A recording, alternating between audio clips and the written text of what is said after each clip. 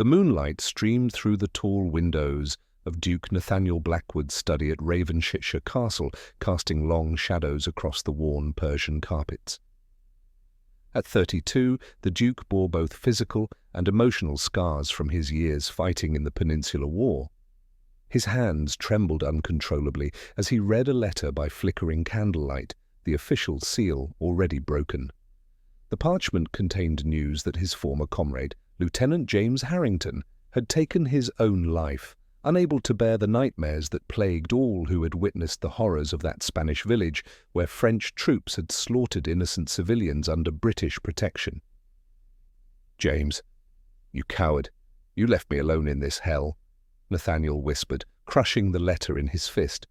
The paper fell to the floor as thunder rolled across the Yorkshire moors outside. The sound made him flinch involuntarily, his body remembering Spanish battlefields where cannon fire had torn through British lines. He pulled the bell cord with unnecessary force, summoning his elderly steward Morris, whose weathered face immediately showed concern upon seeing his master's distressed state. "I require companionship tonight," Nathaniel commanded, his voice carrying the authority that had once directed armies. "Someone discreet. Someone who won't ask questions." Morris nodded understanding, having received similar requests before, though previous arrangements had ended poorly when the Duke's night terrors frightened away even the most discreet companions. "The usual arrangement, sir?" Morris inquired carefully. Nathaniel turned to the window, avoiding his steward's concerned gaze. "With one condition. Tell her she must never look me in the eyes. Not once. I cannot bear it." After Morris departed, Nathaniel poured himself a generous measure of brandy with shaking hands, staring at his reflection in the dark glass, hollow-eyed, scarred along the jawline, grey already threading his dark hair despite his relatively young age. Meanwhile, deep within the castle's servants' quarters, Thalia Winters scrubbed laundry in scalding water, her hands raw and her back aching after 16 grueling hours of labour. At 23, she possessed intelligent eyes and simple features framed by honey-brown hair, her appearance respectable, though not beautiful. She couldn't afford to slow her pace, not with her brother Edgar's mounting medical debts threatening to land him in debtor's prison. When Mrs. Winters, the head housekeeper, approached with an unreadable expression, Thalia's heart raced with anxiety. She couldn't risk losing this position. It was all that stood between Edgar and complete destitution.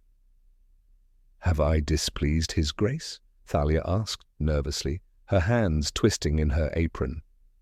The housekeeper's response was unexpected. "Quite the opposite. The Duke has requested companionship for the night. He suffers from battle melancholy and needs someone to sit with him through the night. Terrors." When Thalia's face flamed with shame and confusion, Mrs. Winters quickly clarified, "Nothing improper, child. Simply someone to watch over him."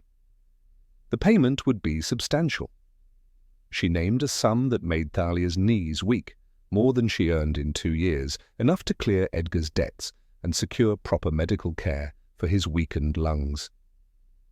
That evening, Thalia stood before the imposing oak door of the Duke's chambers, her mother's embroidered handkerchief clutched in her palm like a talisman. Inside, she could hear the Duke pacing restlessly. When she entered, keeping her eyes fixed on the Persian carpet as instructed, she noticed the warmth from the crackling fire and caught the scent of brandy and sandalwood that permeated the vast room.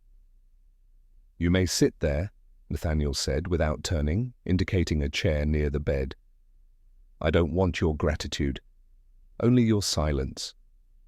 On the bedside table sat a velvet pouch heavy with gold coins, the promised payment that could change her life forever. "I may speak in my sleep," Nathaniel continued, his movements restless as he paced before the fireplace.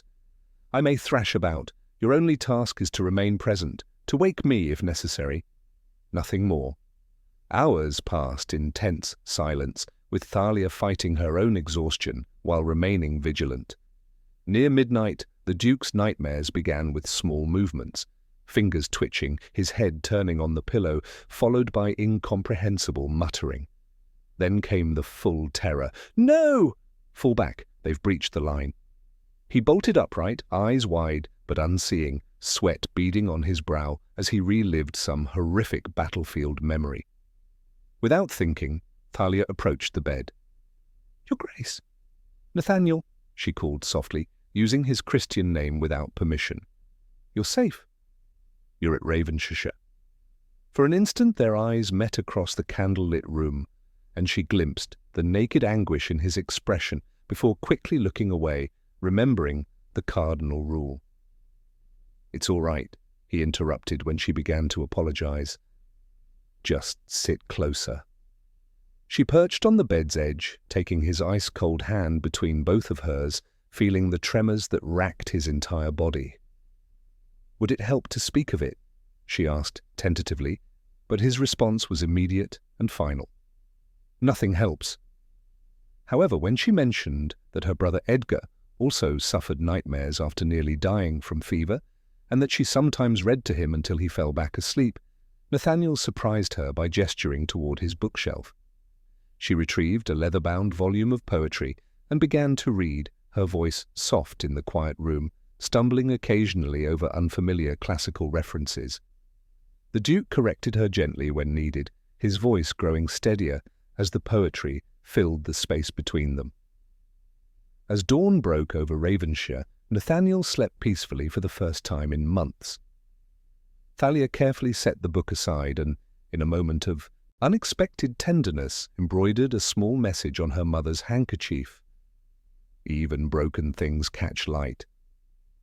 She placed it beside the untouched bag of gold and slipped from the room without taking a single coin, understanding instinctively that some payments couldn't be accepted without diminishing what had passed between them. When Nathaniel woke to sunlight streaming across his bed, an unusual occurrence since nightmares typically drove him from sleep long before dawn, he discovered the untouched gold and the embroidered handkerchief. Something unfamiliar stirred in his chest, not quite hope, but perhaps its distant cousin.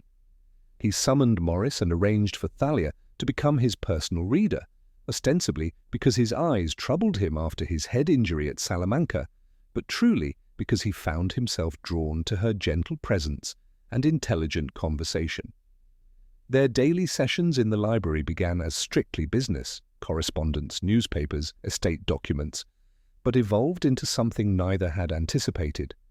Thalia's reading improved rapidly, her natural intelligence evident in how quickly she grasped complex philosophical and historical material. Nathaniel began selecting books to expand her education and found himself looking forward to their discussions. When he asked her opinion of Herodotus' account of the Persian Wars, her thoughtful response surprised him. He seems to admire the Persians even while describing them as enemies. His reply revealed more about his inner torment than he'd shared with anyone since returning from war. One can respect an adversary. It's harder to respect oneself after becoming a monster to defeat monsters. Their growing connection was shattered when a letter bearing the royal seal arrived. Thalia read it aloud, her voice growing softer with each devastating word. "The council reminds your grace that your duty to produce an heir cannot be postponed indefinitely. Lady Cordelia Harrington has been deemed a suitable match. The Crown expects this matter to be settled before Christmas." Silence fell between them like a stone into still water. Nathaniel turned to the window, his shoulders rigid. "A suitable match for the dukedom, perhaps," he said bitterly. "But I am not merely a title to be perpetuated." That night, alone in her small servant's room, Thalia faced the painful truth she'd been avoiding. She was falling in love with a man who could never be hers. Worse, she suspected he might harbor feelings for her as well, evidenced by his lingering gazes and the gentle brush of his fingers when they passed books between them. The Royal Council's letter was a stark reminder of reality. Nathaniel would marry Lady Cordelia, or someone like her, produce heirs, and fulfill his ducal obligations. Thalia would be what? A shameful secret, a memory to be forgotten. The next morning, brought news that Edgar's health had improved significantly under the care that Nathaniel's generous salary had provided. It was the sign Thalia needed. She had saved her brother. Her duty was fulfilled. Now she needed to save Nathaniel from himself and from the scandal that would erupt if their growing attachment became known. She composed her resignation letter, placed it in Nathaniel's favorite book along with her mother's handkerchief, and returned to the servants' quarters, ignoring curious glances and whispered questions. Their final session proceeded normally, though Thalia's heart ached with each passage she read. Nathaniel mentioned his upcoming dinner with the Earl of Westmoreland and Lady Cordelia, watching Thalia carefully as he spoke. "Lady Cordelia is accomplished in music and French," he said. "Perfect Duchess material, by all accounts." Thalia's voice remained steady as she replied, "I'm sure she'll make you very happy, Your Grace." When the clock struck 5, she closed the book with finality, curtsied one last time, and whispered too softly for him to hear, "Goodbye, Your Grace." 3 days later, Ravensshire Castle blazed with light as carriages deposited the cream of Yorkshire society at its doors for the grand ball, where everyone expected the Duke would announce his engagement. From her position serving refreshments in the corner, Thalia watched Nathaniel enter with Lady Cordelia on his arm. The potential Duchess was everything Thalia was not. Tall, classically beautiful, dripping with pearls, her golden curls arranged fashionably beneath a diamond tiara. Only Thalia could detect the tension in Nathaniel's jaw and the slight tremor in his left hand that signaled his deep discomfort among the crowd. Throughout the evening, Nathaniel performed his duties as host flawlessly, though he never smiled once. Lady Cordelia fluttered at his side, laughing too loudly and touching his arm possessively. Near midnight, the Earl of Westmoreland tapped his glass for attention. The music ceased, and the assembled guests turned expectantly toward where Nathaniel stood with Lady Cordelia and her father. Thalia gripped her serving tray so tightly her knuckles whitened, preparing for the moment that would sever whatever fragile connection remained between them. "Friends," the Earl announced, "I believe His Grace has an important declaration to make." The Duke stepped forward, his expression grave, his eyes scanning the crowd slowly and deliberately until they found Thalia in her corner. For a breathless moment, their gazes locked across the expanse of silk, crystal, and titled nobility. "I do indeed have a declaration," Nathaniel began, his voice carrying clearly, though perhaps not the one expected. What followed shocked the assembled nobility to their core. Instead of announcing his engagement, Nathaniel delivered an impassioned speech about duty, sacrifice, and the cost of living in shadows. "For years I have done my duty to crown and country," he declared. "I have bled for England, killed for England, and nearly died for England.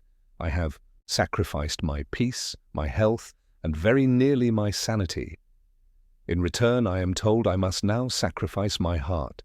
I find I no longer have the stomach for such sacrifices." With purposeful strides, he crossed the ballroom toward Thalia, the crowd parting before him in stunned silence. He stopped directly before her, heedless of hundreds of watching eyes.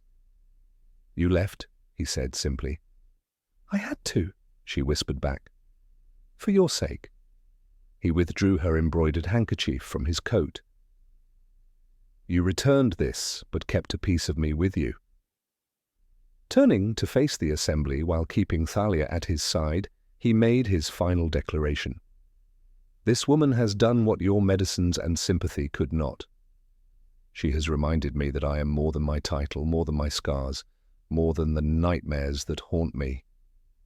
The ballroom erupted in chaos, ladies fanning themselves frantically, gentlemen arguing about propriety and scandal, the Earl of Westmoreland leading his humiliated daughter from the room while promising retribution. Amidst the commotion, Nathaniel took Thalia's hand. "Come with me," he murmured. When she asked where, he replied, "Anywhere. Everywhere. The choice is yours." Looking around at the outraged nobility and the life she had always known crumbling around her, Then, at the hope shining in Nathaniel's eyes, she made her decision. The library to start. In the months that followed, the scandal that erupted was everything Thalia had feared, but Nathaniel remained unmoved by society's disapproval. They married quietly in Ravenshire's small chapel, attended only by Edgar, Morris, Mrs. Winters, and a handful of loyal servants. Freed from society's expectations, they reimagined what nobility could mean, establishing a school for tenants' children, converting the East Wing into a recovery home for wounded soldiers, and hosting salons where ideas rather than bloodlines determined one's welcome. On the anniversary of their first night together, Nathaniel presented Thalia with the volume of poetry she had read to him during his darkest hours. Inside, his inscription read, "Even broken things catch light. You taught me this, and in doing so, made me whole again." As moonlight spilled across their bed that night, the velvet pouch of gold coins, never spent, never returned, sat on a shelf nearby, a reminder that some things of true value could never be purchased, only freely given. In peaceful sleep, their hands remained linked, a connection that had transformed them both and proved that love could indeed conquer the rigid barriers of Regency society.